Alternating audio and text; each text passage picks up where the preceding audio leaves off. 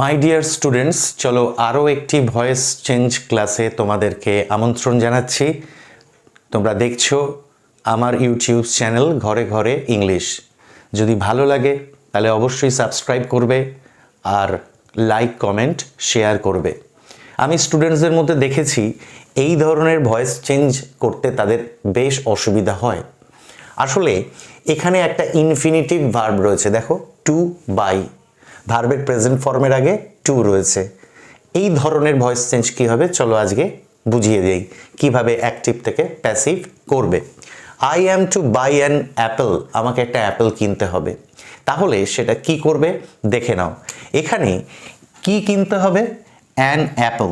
Just এইটাকে সামনে আনবে, যে অবজেক্টটা যেটা কিনতে হবে অ্যান অ্যাপেল, সেটা আমি সামনে আনবো। এনে কি লিখবো? আমি লিখবো অ্যান অ্যাপেল। অ্যান অ্যাপেল লেখার পরে আমাকে দেখতে হবে এখানে আই আছে বলে কি হয়েছে অ্যান। কিন্তু যখন তুমি অ্যান অ্যাপেলকে সাবজেক্টে আনলে এই অ্যান অ্যাপেল সঙ্গে সঙ্গে অ্যামের বদলে চলে আসবে ইজ, কারণ এখানে অ্যাপেল থার্ড পারসন সিঙ্গুলার। এখানে যদি অ্যাপেলস থাকতো তাহলে অবশ্যই এখানে তুমি আর লিখতে, কিন্তু এটা যেহেতু সিঙ্গুলার আমি অ্যামটাকে বদলে কি লিখবো? ইজ লিখবো।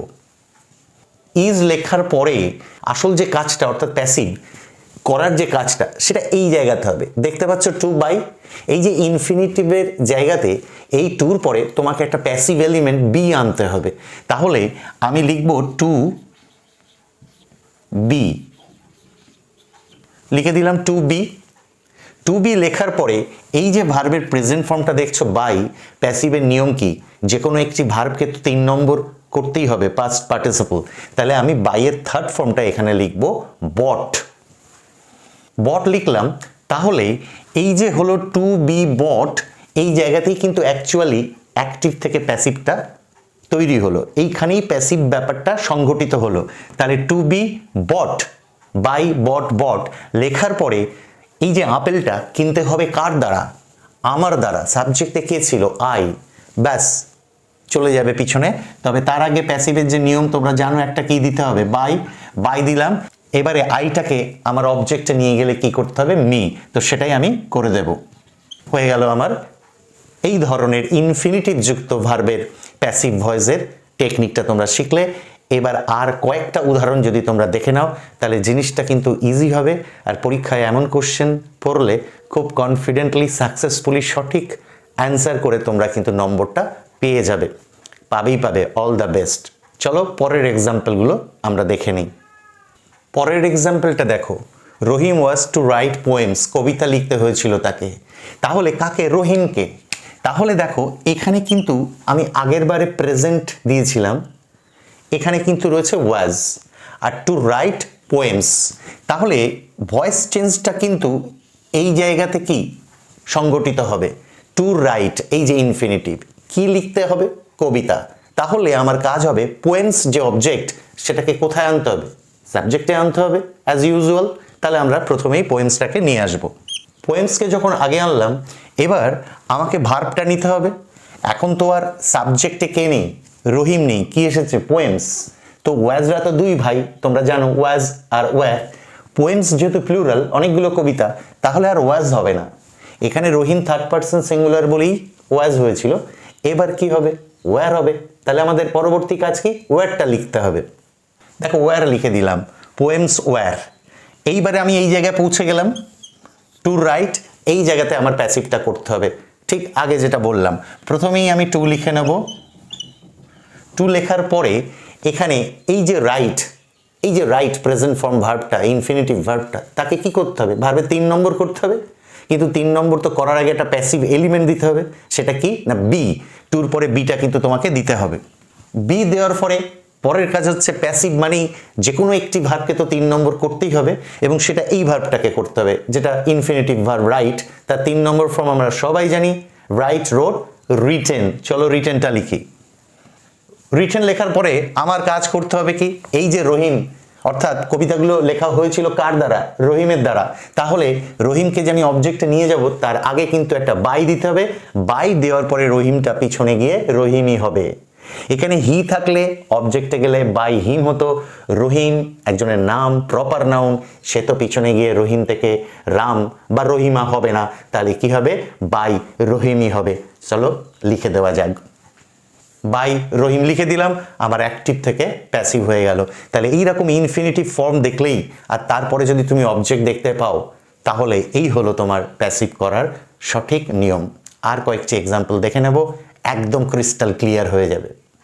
দেখো, we have to do this duty, আমাদেরকে এই ডিউটিটা করতে হবে। তাহলে এই যে দিস ডিউটি, এই ভার্বের অবজেক্টকে কি করতে হবে, দিস ডিউটি, সেটা কিন্তু আমি কোথায় নিয়ে এলাম, সামনে নিয়ে এলাম দিস ডিউটি। এবার এই হ্যাভেরা দুই ভাই, হ্যাভ আর হ্যাজ, এখানে উই তার সাথে হ্যাভ হয়, কিন্তু যেই দিস ডিউটি সামনে সাবজেক্টে এলো থার্ড পারসন সিঙ্গুলার, তার সাথে তো আর হ্যাভ হবে না, কি হলো হ্যাজ। এইবারই এই টু ডু যে ইনফিনিটিভ ভার্ব, এই জায়গায় তোমার অ্যাক্টিভ থেকে প্যাসিভ করার যে প্রসেসটা সেটা কিন্তু পারফর্ম করতে হবে। তাহলে কি করবে, টুটা লিখলাম, টুর পরে এই বিটাকে দিতেই হবে, এটাকে আমি নাম দিই প্যাসিভ এলিমেন্ট, অর্থাৎ এটা না দিলে প্যাসিভ হবে না। তো প্রত্যেকটা ইনফিনিটিভ ভার্বের ক্ষেত্রে টুর পরে আমি কি দেবো, বি দেব। বি দেওয়ার পরে এই যে ভার্ব ডু, তার তো পাস্ট পার্টিসিপল অর্থাৎ V3 করতেই হবে।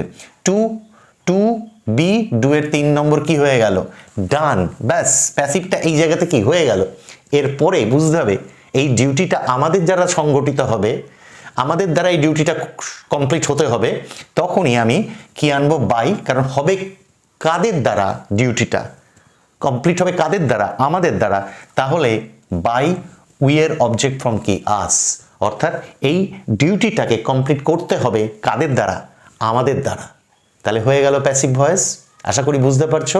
চলো আর একটা এক্সাম্পল দেখে নিই। আর একটা এক্সাম্পল দেখে নাও, দে হ্যাড টু লিভ, এটা ইনফিনিটিভ ভার্ব, কিন্তু টাউনটা ত্যাগ করতে, টাউনটা ছাড়তে তারা বাধ্য হয়েছিল।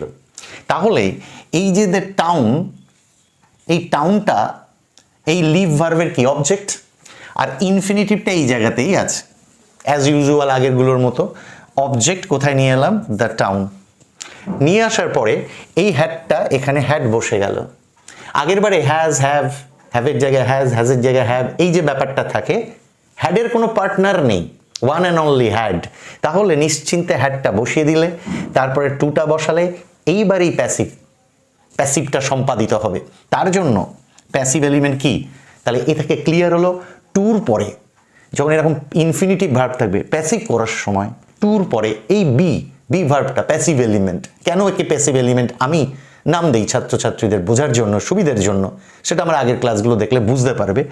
তুমি শুধু এটুকু শিওর হয়ে যাও, টুর পরে বি হবে, তারপরে সেই যে চিরাচরিত কাজ, ভার্বের কত নম্বর করতে হবে, 3 নম্বর, পাস্ট পার্টিসিপল, লিভ, লেফট বসিয়ে দিলাম। আর টাউনটাকে ছাড়তে হয়েছিল কাদের দ্বারা, আমাদের দ্বারা, তাহলে বাই দিতে হবে। আর এই যে সাবজেক্ট দে, সে কিন্তু এখানে চলে আসবে এবং দে এর অবজেক্ট ফর্ম কি, দেম। তাহলে এটাই হচ্ছে নিয়ম এই ধরনের ইনফিনিটিভ ভার্বের প্যাসিভ করার।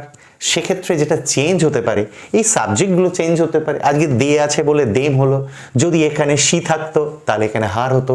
আর কি হতে পারে, এই ভার্বগুলো চেঞ্জ হতে পারে।